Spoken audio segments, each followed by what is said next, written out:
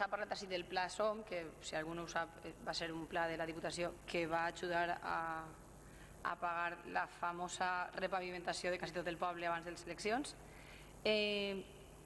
Ara torna perquè quedaven alguns remiendos, algunes reparacions que s'havien de fer d'allò. Jo entenc que, com vostè me contava, el preu era tan bo que l'Ajuntament ha contractat per a subsanar altres problemes de pavimentació. Me pareix genial que això se faci, perquè al final el nostre poble ha d'estar ben asfaltat. I jo el que vaig a reivindicar-li avui és una volta més la situació del carrer Pintor Sorolla. És una reivindicació veïnal, no és meua.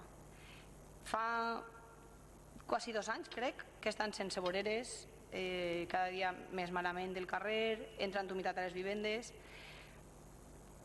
Jo crec recordar que vostès, encara que no ha vingut a ningú pleno ni a ninguna comissió, però igual algun dia raonant, ens han fet saber que tenen un pla de peatonalització per a aquesta zona. Però clar, encara no passa per ací.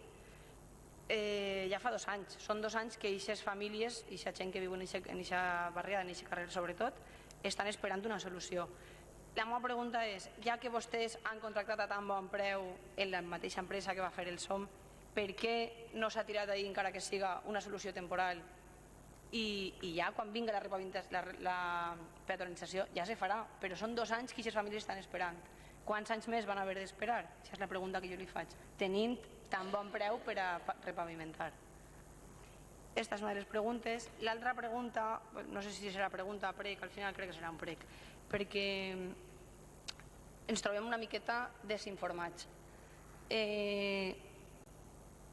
Esta pregunta és respecte al Consell Escolar en concret, però n'hi ha moltes altres.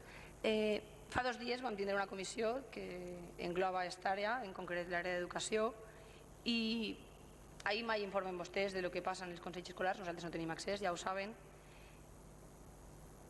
No ens informen del que va passar en el previ, ni ens diuen que en tenen previst per a l'endemà mateix d'esta comissió, ni quins són els temes que se van a tractar allí. No ens informen de la situació edificant, però sí que van a aquest ens municipal a explicar als pares, als alumnes, als representants de cada entitat i dels professors que van a demanar vostès un col·le nou. Jo li ho vaig tornar a pregar, li ho he dit moltes voltes.